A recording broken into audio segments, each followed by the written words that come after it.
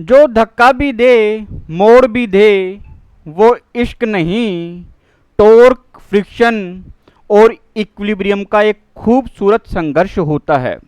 बस ऐसा ही है ये क्वेश्चन। डियर स्टूडेंट्स, क्वेश्चन पे आइए। इस तरीके से एक पेंसिल है और ये एक हॉरिजॉन्टल सरफेस के ऊपर रखी हुई है। अब इस पेंसिल के ऊपर इस तरीके से एक स्टेडीली इंक्रीजिंग फोर्स लगाते हैं हम, जिसकी वैल्यू कैपिटल एफ है, और इसको अपन इसकी जो हाइट है उसके सेंटर पे लगाते हैं। अपने को क्वेश्चन में ये फाइंड करना है कि minimum value of coefficient of static friction कितनी होगी फ्लोर और पेंसिल के बीच में, ताकि ये पेंसिल है वो रोल करना स्टार्ट कर दे। तो सबसे पहले तो अपन यहाँ पे ये देखते हैं कि यहाँ पे कौन कौन सा फोर्स लगेगा और टॉर्क की वैल्यू क्या क्या होगी। यहाँ पे टॉर्क कौन कौन से फोर्स के कारण प्रोड्यूस होगा और कौन सा टॉर्क है वो इसको टॉपेल करेगा।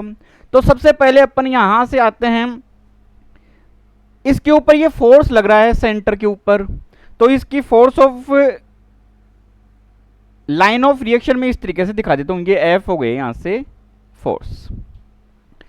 एक यहां पे इसका वेट लगेगा जो सेंटर पे लगेगा, तो इस तरीके से ये सेंटर के ऊपर में दिखा देता हूं यहां से ये वेट वो कितना होगा यहां पर ये mg। तो अगर मैं ये टॉपल कहां से करेगा, ये जो ओ पॉइंट है इस ओ पॉइंट से ये यहां से उठेगा, यहीं से इसकी टॉपलिंग होगी। तो मैं ये देख सकता हूं कि ये फोर्स इस तरीके से ओ पॉइंट से धक्का लगाऊंगा तो ये क्लॉकवाइज घूमेगा, और एम जी के ऊपर धक्का लगाऊंगा तो एम जी इस तरीके से एंटी क्लॉकवाइज घूमेगा। और ये घूमना कैसा चाहिए टॉपलिंग के लिए, क्लॉकवाइज। इसका मीन्स इस फोर्स एफ के कारण जो टॉर्क प्रोड्यूस होगा वो एम जी के कारण जो टॉर्क प्रोड्यूस होगा उससे क्या होना चाहिए, ज्यादा होना चाहिए। तो मैं ये लिख सकता हूं यहां से torque due to F is greater than torque due to M G. अब अपने पास में फोर्स है लेकिन यहां से अपने को इसके लिए डिस्टेंस निकालनी पड़ेगी। तो ये यहां से एक तरीके से एक हेक्सागोनल बन रहा है, तो ये एंगल कितना होगा यहां से 120, तो ये एंगल कितना होगा यहां से ये 60 डिग्री हो गया। और मैं यहां से ये देख सकता हूं कि इसकी जो साइड है, साइड में ले लेता हूं यहां से ये ए। तो सबसे पहले तो मैं ये निकालता हूं यहां से, तो साइन ऑफ 60 कितना होगा, परपेंडिकुलर अपॉन हाइपोटेनियस। तो परपेंडिकुलर कितना होगा यहाँ पर a साइन ऑफ 60 यानी √3/2a। तो ये वाली वैल्यू कितनी होगी यहाँ से √3/2a हो गई। सेम ये वाली वैल्यू भी कितनी हुई यहाँ से ये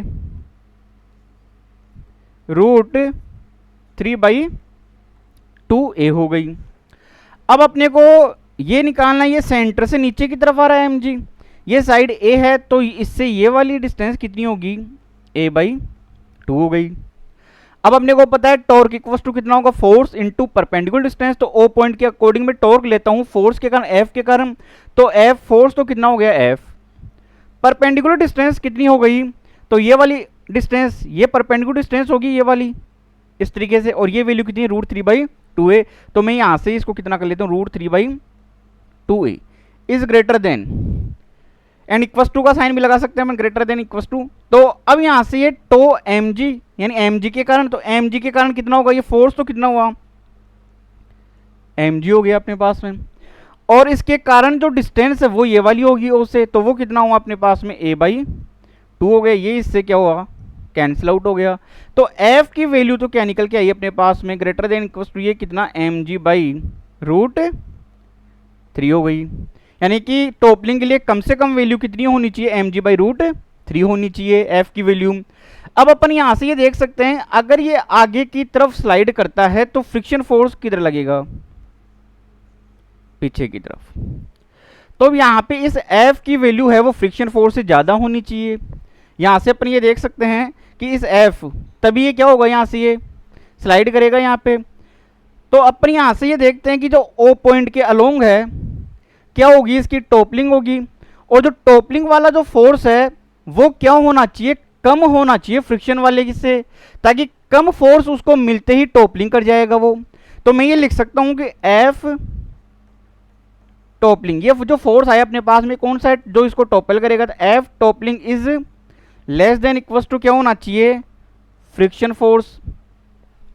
तो मैं ये लिख सकता हूं F toppling force less than equal to ये कितना हो जाएगा, mu S into N, N किसको बैलेंस करेगा यहाँ पर, एम जी को। अब अपन यहाँ से देख सकते हैं कि एफ टॉपलिंग है वो उसकी वैल्यू कितनी, एम जी बाई √3। तो ये लिख सकता हूँ मैं यहाँ से ये M G by √3 is less than equal to ये कितना होगा, mu S into M G, ये इससे कैंसिल आउट हुआ। तो अपने को मिनिमम वैल्यू फाइंड करनी है, तो मिनिमम वैल्यू के लिए मैं इक्वल टू का साइन लगा सकता हूँ, म्यू एस कितना निकल के आ जाएगा, 1/√3 हो गया। अब ऑप्शन के अंदर अपने को अलग तरीके से दे रखा है, तो मैं ऊपर नीचे √3 से मल्टीप्लाई कर लूँ, √3 से ही डिवाइड कर लेता हूँ। तो म्यू एस की वैल्यू अपने पास में कितनी निकल के आ जाएगी, √3/3 हो गई। तो ऑप्शन कौन सा हो जाएगा यहाँ पे, ये डी।